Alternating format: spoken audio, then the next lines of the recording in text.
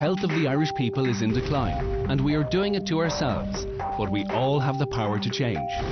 In this series, a crusading team of medical experts invades 6 different households with a simple message: prevention is better than cure. Dr. Nina Burns is a passionate advocate of families taking control of their well-being. We don't need doctors to keep us well, we need a healthy lifestyle. Dr. Sinead Burns' mission is to reverse the steady decline of the nation's health. The future is not looking bright unless we do something pretty dramatic. And fitness guru Professor Niall Moyna is on a personal crusade to get the country moving. We think we have a problem right now. We have no idea what's coming down the track. A week of scanning and screening will reveal what's really going on. That's why we're here today, to see what was that shadow. And the cold, hard facts will come out in the consultation room. You won't be around to see Brooke go off if you don't change the way you're living. They'll then be given 8 weeks to turn their lives around, forming new habits and trying to resist temptation. She's convincing Noah to take a cake. These households are faced with a life or death decision to change the habits of a lifetime under the glare of a doctor in the house. This week, the family that are the focus of our doctor's rigorous evaluation are the Fortunes from Bray. 43-year-old Emma, who works in the accounts department of a motor parts dealer, her 44-year-old husband Ed, who runs a printing company, and their 3 children, 14-year-old Josh, 11-year-old Charlotte, and 5-year-old Noah. Most days we have a home-cooked meal in the evenings, and it's usually very tasty, very nice, but not necessarily always the healthiest. I don't see much in the way of greens or vegetables or anything like that. It's very starchy, and that sauce as well is quite sugary. We eat a lot of pasta, carbonara, lasagna, spaghetti bolognese. I suppose kind of gloopy food that's filling, tasty. That's kind of like a treat, not something you'd be having, I hope, regularly. Our family time is sitting usually around the TV. We constantly have naughty things in the cupboard, unhealthy things. We all love them. Sweets, jellies, chocolate, popcorn, all the nice stuff. Maybe the odd beer and glass of wine, that kind of thing. We wouldn't go out and do an activity together. Nightmare. I think it's something that we'll have to work on. I see a mother that's lost. Well, myself and the 2 younger ones in particular love baking and cooking. You can measure the oats. How much? We love eating what we bake. I wonder how much butter, though, is going to go into this. 200 grams of butter. Oh, yeah. No, that's way too much. Way too much butter. I know that I'm the heaviest I've ever been, so it's a weight thing. It's very much so for me. I certainly got my parents' gene in that we are more overweight. But because I'm the heaviest, I feel like it's bringing on health issues. It was interesting how she was blaming the genes. Yeah. You wonder how much of this is what you're doing every day. Yeah. The little choices add up, don't they? But you can't change your genes, but you can change so many other things. We don't do as much exercise as we should do. I suppose we're not setting a great example to the children to give them the best they can for their future. I just feel kind of like I'm in slow motion, and I want to have a bit more energy. That would be the main thing for me. I think if we were given a proverbial kick in the backside that we need, we wouldn't like to be seen as failures and let ourselves down. Between snacking and they're not getting a lot of activity, so there's certainly a lot to work with there. It's time for our medical experts to confront this family face to face. Having observed a typical day in the life of the Fortunes, they now want to dig a little deeper into this family's medical history. So, Emma, can I ask you a little bit about your own medical history? Anything relevant that we should know about? My dad has type 2 diabetes. Grandmother on my father's side had it, and I think it is something I need to be really aware of. Okay. Do you worry about your risk now of getting type 2 diabetes in the future? I think I kind of just assume that I might. Yeah. I sort of assume that I probably will get it. And what about your family history, Ed? My dad's mum had diabetes as well. Oh, really? Okay. I wouldn't know any details of it, to be perfectly honest with you, So, yeah. Josh, do you like sport and exercise? Yeah. On Mondays I have PE, and Tuesdays I have rugby. You seem to be pretty active and pretty fit. Yeah. Yeah, that's good. And Charlotte, what activities do you like doing? On Mondays I go swimming. On Tuesdays I go to Irish dancing. And then on Saturdays I go to Irish dancing again. So what is it you'd like at the end of the 8-week programme?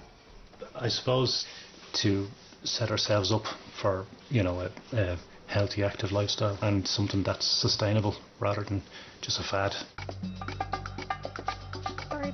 And so the week of health screening begins with a top-to-toe examination of the family members. For the next week, their every move will be monitored and analysed, and this information, combined with a range of tests, scans and examinations, will reveal the truth about the Fortune's state of health. Like this, and all the way down. My hands are freezing. He's a generally healthy kid. He's quite active, so he's clearly visibly not overweight. He has asthma, and I suppose I was concerned about whether he would have any signs on his chest that might limit his activity. His chest sounded good, which is great to hear. He definitely has what we call rhinitis. His sinuses are quite blocked, and he doesn't seem to be on any treatment for that, so that can be a trigger for asthma, so that's something I would definitely like to address. Great. Any problems there when I do that? No. Perfect. Great. Obviously Mum wants to lose weight, and you know that's something she's conscious of, but I think it'll be very interesting what her bloods show up, particularly cholesterol, especially when somebody's carrying a little bit of weight. You worry about those things. You can just keep your arm nice and straight. Yeah. So Ed also has a history of asthma, and he mentioned that he often gets chesty with exercise and would use his Ventolin occasionally before exercise to prevent that. It's day 2 on breakfast time in Bray, as Dr. Sinead Byrne makes an early morning call to observe how this family starts a typical weekday. Noah? There you go. Noah. Josh? Come on, up you get, please. Gonna be late. Is this your sandwich for the day? This is for Josh. This is Josh, okay. Yeah. So it's a white roll with ham and I see, is that cream cheese? Goat's cheese. Oh, goat's cheese. Yeah. Like many other families, morning time is busy, and Dr. Sinead is keen to get a picture of the Fortune's breakfast routine. Yeah, it was interesting that I saw on the counter there was a packet of crisps, there was a sugary breakfast bar, there was a little packet of chocolate snacks. I noticed that Noah spotted the chocolate snacks, put one in his pocket and said, I want one. It's important, the role model kind of element here. Noah sees that as his bigger brother kind of being allowed to have that. Great to see so many people eating breakfast in the house. It was great to see all the kids having their breakfast, and each of them did. The one person that I noticed who didn't have the breakfast was Emma. She didn't have anything. So I'll be very interested to see at what point she has her first bite to eat and what that will be and how her morning pans out, because we know that people that have breakfast are naturally slimmer. So I think that's the key thing that we're going to have to get through to Emma, because we did not see that this morning.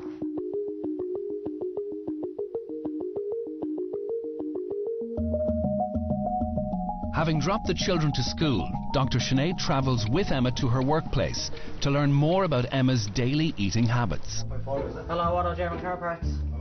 Next.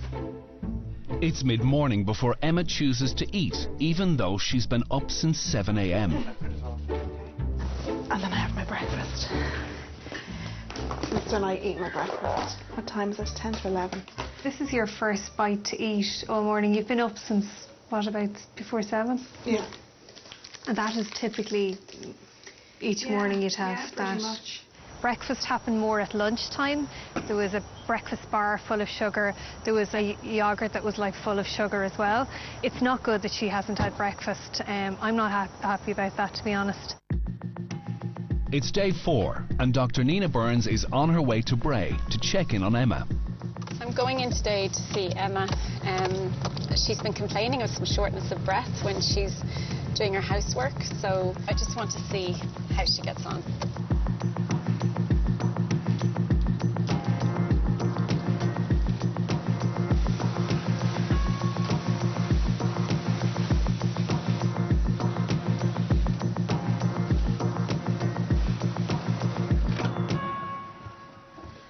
Now, Emma, so do you feel short of breath at all? Yeah. You do? Okay. So I just want to just actually have a quick listen to your lungs and feel your pulse. So I was watching Emma do what are really routine household chores, hoovering, you know, bringing in the washing, and she became quite short of breath. And in fact, when I examined her after going up the stairs when she was hoovering, she was actually quite clammy. She had broken out in a sweat as well. Now, obviously, they're physical jobs, but they're not hugely exertional. The other thing I wanted to check was, she mentioned she's on an inhaler, and was this a respiratory shortness of breath, or was it coming from something else? And my gut feeling is it's more down to her fitness. Her lungs seem to be okay, but she became quite tachycardic. Her pulse went quite fast. It was about 100, 110, 120 after minimal exertion, really. Emma is the primary shopper in this family, and Dr. Nina wants to monitor the kinds of foods that are going into the family's shopping basket on a regular basis. I usually get this best of both. I don't even know if there's any best in it. Did you ever read the labels on it? Would you ever pick it up and have a look? Pick it up and have a look. So she picked up a bread best of both, because on the label it said it was best of white and brown, but she wasn't actually aware of how much fibre was in each slice. So in one slice you've got just under 2 grams of fibre. Okay. So that's per 2 slices though. Oh, okay. So there is more fibre in it. It's important to be label aware, and not just the marketing label. Something might say low fat, but actually it could be higher in sugar, or it might say, you know, no added sugar, but it doesn't mean there isn't sugar in it.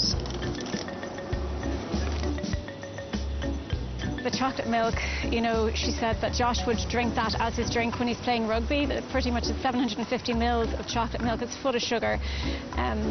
And really when it's water he needs when he's exercising. There were a lot of convenience comfort foods, crisps, chocolates, bars for the kids for school, when really if we'd had some more fruit and stuff, you know, they could be equally handy for lunch. And I think convenience has maybe taken over in that house, and I think they need to get back to basics and start going for less convenient food. Coming up, Emma struggles with a fitness test. I'd just gone, oh, I can't do it. Ed gets a shock. One away from being classified as clinically obese. And Emma hears some surprising news. How do you get gallstones? I don't know. The Fortunes had become addicted to a lifestyle of convenience. For the past week, the doctors have been observing their daily routines, and today it's time for them to undergo a battery of fitness tests under the direction of Professor Niall Moyna in DCU. I'm pretty nervous. I'm just afraid that I'm not going to be able to do it. I don't know what to expect, so we'll wait and see. To begin, Ed and Emma undergo a DEXA body scan, which will determine their respective total body fat readings and their individual body mass index. Next, Ed, Emma, Josh and Charlotte face a grueling VO2 max test on the treadmill, which will measure their capacity for physical exercise. Drive up that hill with the arms. Drive up the hill. That's it. Drive up that hill. Good tight seal on the mouthpiece. Good tight seal on the mouthpiece. It wasn't easy, but like I wasn't struggling or anything. But then for the last little while, like I was out of breath and my legs were hurting. But I went for as long as I could.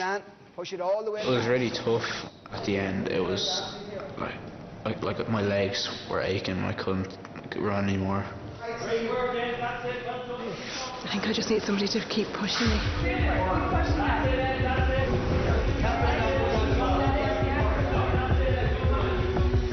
If it was up to me, I'd have stopped about halfway through.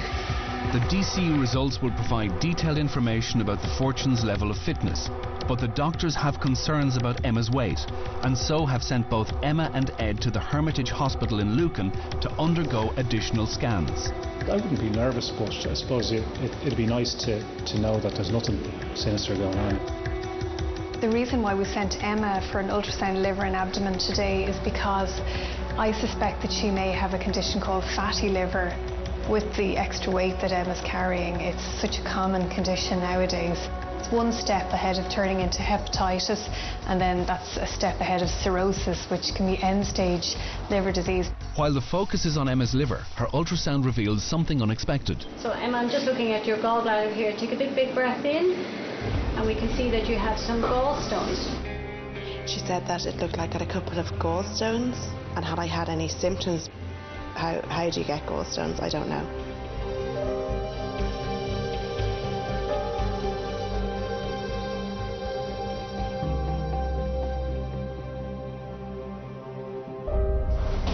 Our team of medical experts have assimilated all the information they need about the Fortunes and have summoned the family to the consultation room to reveal their findings. I think that Ed and Emma clearly understand that they have issues, and certainly Emma, but they are going to really be shocked when they get the information about Charlotte and Josh. Because of the sensitivity of some of the medical findings, the doctors will talk to Ed and Emma on their own first. Hi, Emma. So Emma, starting with your blood results, there are a number of reasons to be concerned. Your total cholesterol was 6.4. That's a high level, but what really concerned me was your level of triglycerides. That's basically a measure of fat that's floating in your blood, and that was really through the roof. People that carry triglycerides in their blood, they're much more at risk of having heart disease prematurely, stroke, and it's a process that begins even in children as well as adults. If you're to take an average person's blood and take a sample of your blood, if you're to hold them up, yours would actually look cloudier. Okay. And it literally is fat floating. Okay. So we did a fasting insulin level, and your fasting insulin level came back very high, and it put you into this category of insulin resistant. Okay. That's just one step away from type 2 diabetes. When you hear things like that, it's scary. Like, yeah. you don't want to be hearing things like that. Ed, I suppose your cholesterol levels are also an issue, just as with Emma's. Your total cholesterol was 5.2, and your LDL, which is the bad cholesterol, is up at 4.4. So overall, that's just a really unhealthy picture.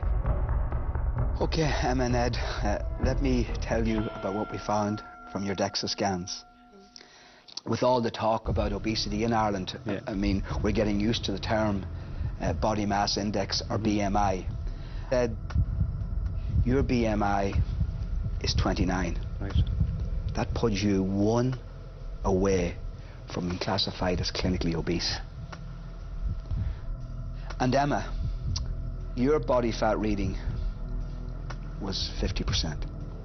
So in essence, you're carrying 50 kilograms of fat, because that's your body weight is 100 kilos. And your BMI was 42, which really put you as class 3 obese or morbidly obese. Mm-hmm. You have to take responsibility for that. And I think you have to stop looking at the cosmetic part of it, because now you have serious clinical manifestations that are associated with your level of obesity. Mm-hmm. So you were both sent for an ultrasound of your livers. Emma, your liver was enlarged, and there was actually a fatty infiltration in the liver as well.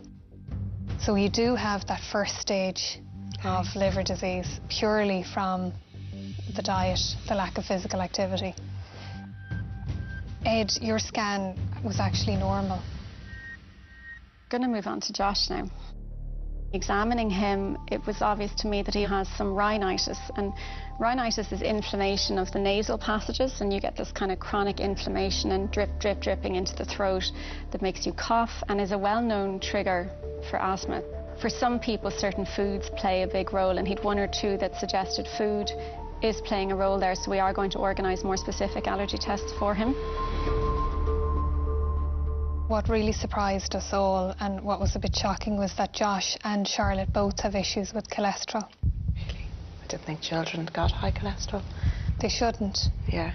Okay. You know, it's not something you'd expect in somebody of that age. You know, Charlotte, she's only 11, isn't she? And Josh is 14. So really, we did not expect this at all, to be honest. When we did the bloods on the children, so Charlotte and Josh, their cholesterols looked really, to be honest, shockingly high. But when we looked at the guideline, the paediatric guideline, they were even higher than we had expected. Well, Charlotte's triglycerides were through the roof. Okay. They were actually even higher than yours. God. You're kind of taking your chances with your own health and your family's by the food that you're cooking and the food that you're buying. That is a shock. I actually feel kind of guilty, to be honest with you. I mean, they shouldn't be. They're just children, and they're just eating what we're giving them to eat and what we're buying. And I think it's one thing as an adult, you know, being given bad news about what you're doing to yourself, but as a parent, if you think you're doing something bad for your child, I think there's nothing that hurts more than that. Josh, Charlotte and Noah now join their parents in the consultation room. Okay. Hi guys. Hi. Good to see you. You too. And we'll start with you, Josh. You are extremely fit. All right? Yep. You're in the top 1% of people for your age. And that's an important message, you know, for being physically active at your age. Yeah. So you should be delighted with those results. Thanks. Ed, your results were pretty good as well. Not at the same level as Josh, but pretty good. And Charlotte, you did pretty good, same as most girls your age. But we would like to see you now improving your fitness level over the next 8 weeks. Emma, you know, your fitness is very poor. Look, you rank in the bottom 10% for your age. It's important that you take this information now, and over the next 8 weeks, you start that process of getting your fitness level back up to where they should be. Okay. The Fortunes are presented with their doctor's orders, which includes a dietitian's plan and a tailored exercise regime. Emma and Ed both have to lose 5 to 10% of their body weight, and along with their children, they need to reduce their cholesterol levels by radically changing their lifestyle through eating more healthily, cutting out snacks and treats, and increasing their levels of physical activity. A bit annoyed that we've let it get a bit, maybe a little bit out of control, out of hand. It's basically our fault, you know, you can't hide it, you know. Coming up, the family start to make changes. Josh hears news that could save his life. I was feeling a bit freaked out by it all. And Emma tries to find the right balance. I think if you make it too hard, it's not going to work. With the startling revelations from the studio consultation still sinking in, the Fortunes examine their doctor's orders and the knowledge that if they don't radically change their lifestyle, the health implications for Ed, Emma and their children are very serious. Although the results I got were not good in any way, if there was one thing that really stood out in my mind, it was the children's results. And one thing that Dr. Sinead said was, you can kill them with kindness. And that really struck a chord with me, because I thought what I put into my own mouth, or, you know, whatever I do, I'm responsible for. But I'm also responsible for what they do and what they eat. I don't want them growing up thinking, when they're older, I wish you'd done something about this. Noah, put it back. Aww. It's certainly get me focused since the results, and biscuits and sweets and chocolate and things like that will be a lot more controlled. Charlotte! That's kind of difficult, but, you know, didn't think it was going to be easy. One of the biggest issues for the doctors was the family's addiction to sweets and treats. The Fortunes were told things had to change. Obviously no crisps or chocolate or biscuits or any of that kind of thing. Do it gently so they don't all break. Okay. And there were other changes being made to this family's food regime. Well, I've bought things that we've never even tried before.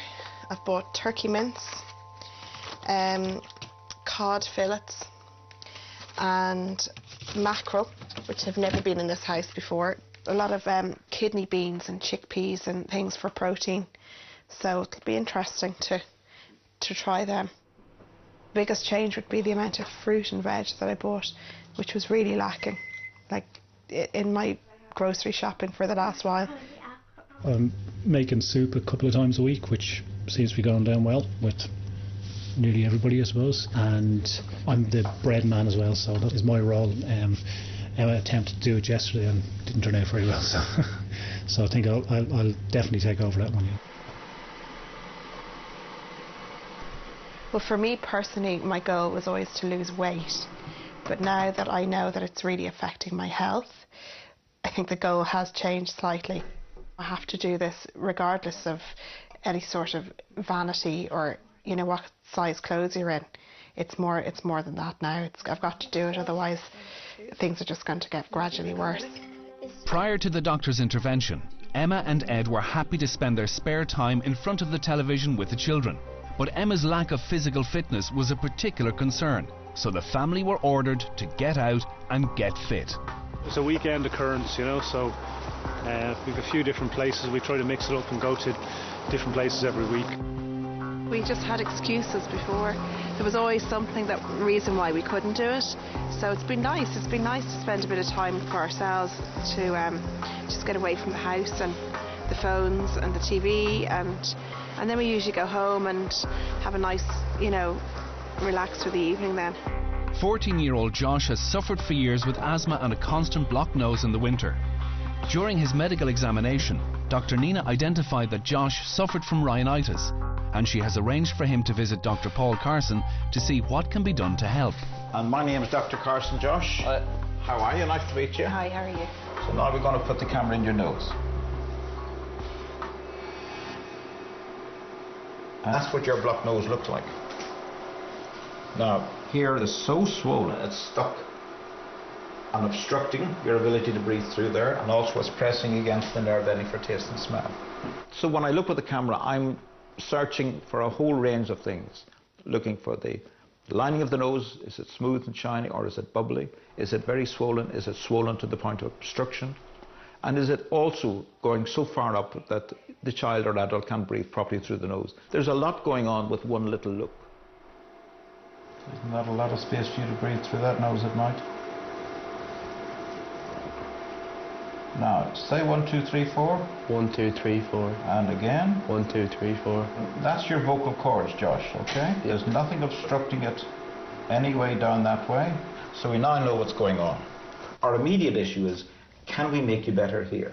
Because that's what has you troubled. Yeah. Dr. Carson has prescribed nasal drops and oral medication for Josh, who had become used to living with the symptoms of his rhinitis. With the treatment he is now starting, his breathing should become a lot clearer. By day 8 or 9, you should notice sleeping better at night, breathing better, and I hope around about day 10, 11, you notice you can taste your food better. It wasn't just his rhinitis that doctors wanted to explore. Josh's blood test identified a possible food allergy, and they are keen for him to undergo a skin prick test. Each of the little containers here has a specific substance to which we're going to test you for. Things like dust allergy, cat, dog, horses, pollens, etc., and foods. You put a concentrated drop of the extract on the skin. Using a sterile needle, you break the skin, because underneath the skin are little cells which are called mast. And if the mast cell comes into contact with something you're allergic to, it's like an explosion under the skin, and you get an itchy bump that comes up. And then we measure the size of the bump, because that tells us how allergic you are. Everything tested, and we can see bumps have come up there, and that tells us what you're allergic to. Did you know you were allergic to cats? No. Did you know you were allergic to horses? No. With food allergy, if the reaction size is 6 millimeters or greater, it's important medically. So that's double the minimum. You have a definite troublesome allergy to peanuts. With aggressive food allergy, there can be a trigger, like a tsunami of events happen throughout the body, where sweating occurs right throughout the breathing tract, so you're gasping for air, you have an asthma attack. And if you don't get this reversed and your breathing is not in some way stabilized, you can die. I mean, this is our worst case scenario, worst case fear. So is Josh in that territory? He's not far off it. Josh's visit to Dr. Carson has been potentially life-saving, as his allergy to peanut is extreme and could have resulted in Josh suffering an anaphylactic shock. In an emergency, I grab the inside of my thigh and I put this to the outside like that, and I keep pressing till you hear that noise. You keep it held like that for about 20 seconds. Once you've used the medicine, it is terribly important that you get medical attention to make sure there's no second attack coming on. Make sure you do not underestimate what we have found here today. I was feeling a bit freaked out by it all, and I feel a bit kind of frightened now that I have to bring a pen with me everywhere. The seriousness of Josh's allergy was unexpected, but some of the changes to the Fortunes lifestyle are easier to live with. Well, we all love ice cream in this house, and We had got into a real habit. It was part of our routine. After dinner you have dessert, so we've been having yogurts and fruit and things for dessert. We looked up some low-fat recipes to use the ice cream maker, and some of them, I mean, that one just had natural or 0% fat yogurt, berries, and it did have a bit of sugar in it, but 75 grams between 2 pots of ice cream is, compared to what would normally be an ice cream, is nothing. I mean, 75 grams is nearly in a pot of yogurt, so it's very low in sugar, so they're like low in calories. Yeah. Just have a little taste of it. 4 weeks into the programme, Emma and Ed are both trying to follow the doctor's orders and get fitter, but Emma is not finding it easy. We've definitely made a lot of conscientious changes. I think it's easier for some than others. And Ed, frustratingly, he's got so much willpower, so he's just in the zone and he's doing it, whereas I'm a little bit more, this has got to be something that lasts, so I think if you make it too hard, it's not going to work. Emma has talked in the past about physical activity being a nightmare, and so it's no surprise she has found it tough, while Ed, on the other hand, has had no such difficulty. By and large, it's going well. If I don't get out and do some kind of exercise, if not every day, certainly every other day, I'm starting to feel a bit guilty, which is probably not a bad thing either, you know. That's not to say Emma isn't making an effort. A friend of mine does the classes, and I've been meaning to come up since she started, which I think is probably September, and hadn't made it up. So I made it my New Year's resolution to come after Christmas.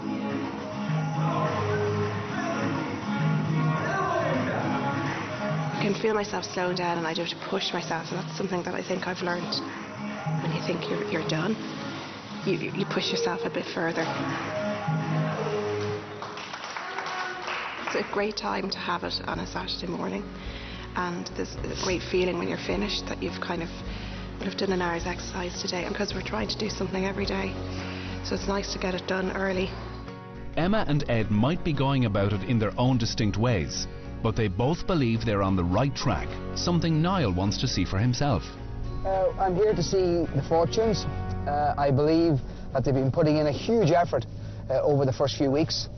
I'm really looking forward to seeing Emma because, you know, she had a long way to go, and it'll be interesting to see where they are tonight. And the fact that they've asked to meet me here at a track, that's a really, really good sign. Okay, guys, I want to get a rough idea of where you're at currently, fitness-wise, so I'm going to ask you to do a lap. Obviously, Ed, you probably jog it. Girls, if you want to walk it, but walk it at the pace you would normally walk if you go out for your daily walk. All right? So we'll start you in 3, 2, 1, and go. What change have you seen that has allowed you, to do this? I mean, what has been the big change, do you think? Physically, the fact that I've lost a bit of weight has made me certainly a lot easier than it would have been 6 weeks ago. You know? And probably more enjoyable as well. Absolutely. Yeah. For a guy in his mid-40s, he's now running 6-minute kilometres and, setting himself realistic targets, which is great to see. Do you ever get out of breath when you're walking? Yeah, not so much walking, but when I start to do a bit of running, I get a little bit out of breath, and then I start catching my breath again. Yeah, well, it's actually great to see you actually taking, putting some running into it. I mean, I literally would just run for a couple of seconds and then go back to walking. It's amazing how a couple of seconds will become a minute. Yeah. That'll become 5 minutes. Yeah. And that's the normal, that's the normal progression that you would expect to see, and it does break it up for you, doesn't it? Yeah, yeah. I feel much better about things myself, so to hear it from Niall is, it's good. It's really nice to hear that. It's like a pat on the back. Pleasantly surprised with the Fortunes this evening. They've come a long way in a very short space of time, so it's very, very obvious they've taken this very seriously. Coming up, the family face their temptation test. Should I try a chocolate one with me? She's the one who's trying to lose weight, and she was really almost convincing the kids to take one. And go. 6 weeks into their programme, and the Fortunes have made significant changes to their lifestyle, but their challenge is not yet complete. Today they are visiting Kilruddery Farmers Market in Bray, but what they don't realise is that this is the location the doctors have chosen for their temptation test. The family loved their sweets and cakes, and so the doctors want to put their newfound resolve to the test and establish whether the changes the family have made will continue into the future.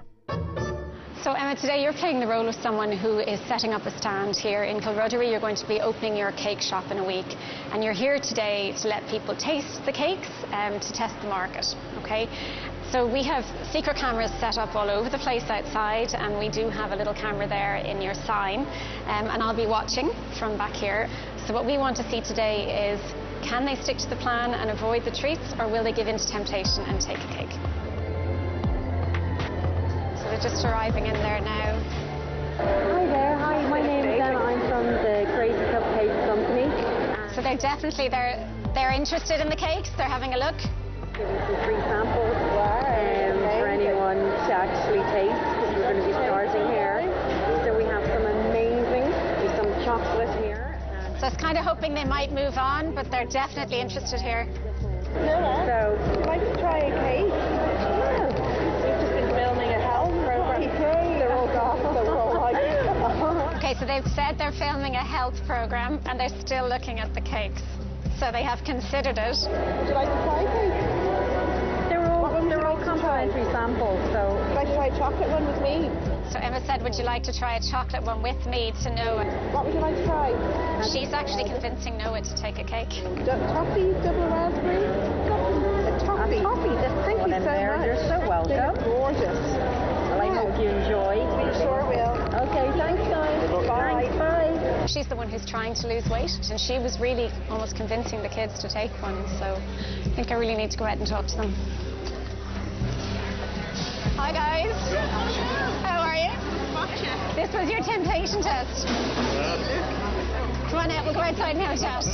So guys, I took you by surprise, I think. Yeah, absolutely. Wasn't expecting that, were we? So you've been out for a walk and everything today, have you? Yeah. And so you were coming in for your coffee? Yeah. And someone came and offered you free cakes? Yeah.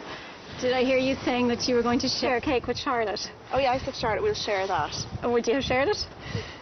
Yeah, probably had a taste, but yeah.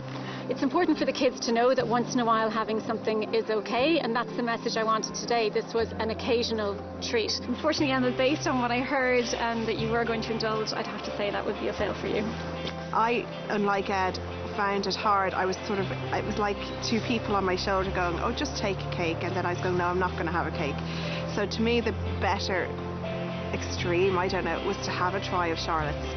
I am disappointed Emma failed because, you know, she was the reason they got involved in the show. She was really motivated, but she is trying to lose weight, and that's something you need to work on 7 days a week, and it's important to remember that. I totally didn't expect that, though. You really did get it. With the temptation test now behind them, the Fortunes face another major challenge as they return to DCU to repeat their fitness tests. I think Emma was shocked with her results the first day. I think that was a really big wake-up call for her, but she realised that big changes had to be made to her lifestyle, and I think she has really bought into it, and I'm really looking forward to seeing how she does today.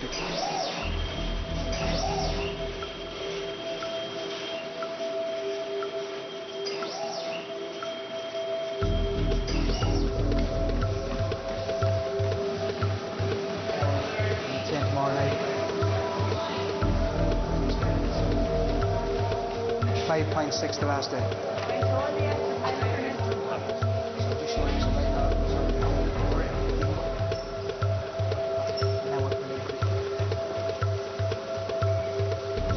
Great work out, both. How'd you find that compared to the first day? Bearable. I'll be disappointed if it's not an improvement on the last one, yeah. The Fortunes have been on their new regime for 8 weeks now, and it's time for the doctors to reveal whether this family's efforts to improve their health have been a success or a failure. So Emma and Ed, let's start with you. And Ed, 8 weeks ago, your results confirmed that you were almost on the verge of being classified as obese. You had a BMI of 29, which put you 1 unit away from being obese, and your body fat was 35%. You've lost 6 kilos. And this is a decrease of 6%. So that's fantastic. That's a great start. Your BMI has decreased also by 6%. And you're now at 27.5. And you're getting much closer to that magic 25 where you want to be at normal weight. Emma, you had a lot of changes to make. You know, you were at risk for a host of chronic conditions if you kept on going the way you were going. And in the past 8 weeks, you have gone from 100 kilos down to 92. And believe that's an 8% decrease, exactly where we want you to be. The DEXA scan showed, again, that your body fat has decreased by 6.5%, and you're now down below the 50% mark. But both of you, fantastic. I'm happy, you know, that it's the start of a journey, I suppose, you know, so, and long may it continue. So let's talk about Josh and Charlotte for a minute. Now, if you remember 8 weeks ago, we spoke about their cholesterol results, and we were all a bit shocked as a team to see that they were so high, because we just don't see that kind of thing in kids. We don't expect it. Both Josh and Charlotte's cholesterols have improved significantly. As parents, it's certainly easing our conscience, you know, considering the path they were sort of heading down, you know, so that's obviously good news. 8 weeks ago, Josh began a course of medication intended to address his rhinitis. So you started some new medication. Have you felt an improvement on them at all? Or? I find it easy enough to breathe through my nose, and I can smell things easier now. How do you feel about being diagnosed with a nut allergy? It's good to know these things, because in the future now we'll have to look out for them, and if I do, I have to have the Anapen ready. And that's the most important thing, is that you're aware that you have the allergy, that you're aware of it 24/7, 365. Emma had to make changes to prevent further damage to her liver, avoid cardiovascular disease, and prevent the onset of type 2 diabetes. She had to eat more healthily, improve her fitness levels, and eat breakfast. There's actually some dramatic changes that I want to share with you, Emma. Your fasting cholesterol initially was 6.4, and now it's down to 4.7. What's particularly dramatic about the improvement that we've seen in your bloods is that your triglycerides, which is a measure of fat in your blood, so 45% improvement in that. I think if you remember, we were just saying how your blood would look very different to somebody else's blood, that it actually looked paler because of the fat that was circulating. It looks completely normal now, I can tell you. One of the things you were particularly concerned about was your risk for type 2 diabetes, because there was a family history of it. So looking at that change in what we call your metabolic parameters, and particularly in your insulin level,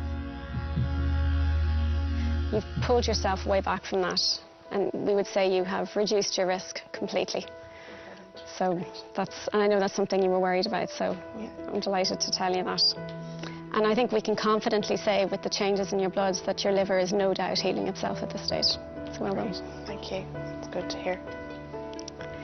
Ed, your fitness, when we reassessed it the second time, increased by 19%. Good. And for a 44-year-old, that puts you in the top 1% for your age. Good. What do you think of that, Josh? That your old man is the same fitness, is as fit as you? Are you happy with that? Not really. Not Charlotte, you have a very healthy weight for your age, and your fitness levels have increased by 10%. So well done, and keep it up. And Emma, your fitness levels have increased by 13%. You're a new person. It's just a new model. It's the 2016 model. And believe it or not, those changes already have reduced your risk of all-cause mortality by 13% and for cardiovascular disease by 15%. Just the changes in your fitness. Yeah, my energy levels are definitely way up, which is brilliant. So I'm looking now at a super fit family here. And I have to say, you did it all even though you sort of failed the temptation test. But Emma and Ed both hit their weight loss targets, and along with Josh and Charlotte, they all reduced their cholesterol levels. As a result of the lifestyle changes, Emma also reduced her risk of all causes of mortality by 13%.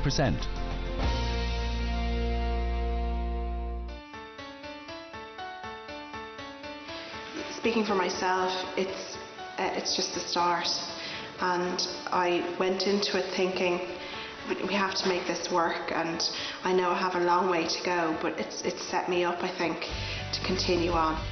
Emma has transformed her metabolism, and I don't just mean from a weight loss point of view, I mean from her cardiovascular risk. The changes we saw on her bloods are phenomenal. We didn't prescribe any medication, we simply prescribed a change in lifestyle and diet, and she has literally transformed herself. I think our attitude has changed as well to things, you know, whether that be food or exercise or activity. We have a good few other walks that we'd like to try and do ourselves over the coming weeks, you know. I think challenge accepted and challenge met.